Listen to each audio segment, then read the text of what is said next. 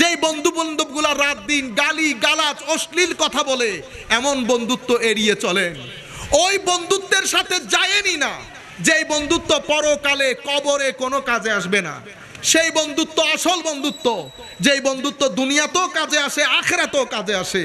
উলামায়ে কেরাম যখন হাত তুলেন কি বলে? আল্লাহ আমাকে ক্ষমা করেন, আমার মা বাবা ভাই বন্ধু, দেখছেন, এমন ব্যক্তির সাথে বন্ধুত্ব করেন যেই ব্যক্তি হাত তুললেই আপনাকে স্মরণ করবে।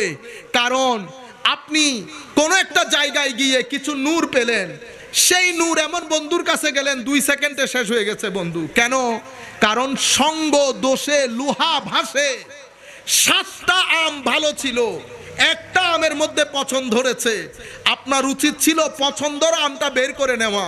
আপনি কি করলেন? আচ্ছা দেই না হালি ফজর টুটি হইল, এটা ফজর টুটি চাইতে কিন্তু ওই 7 আমের মধ্যে আরো 2 আমও গেছে।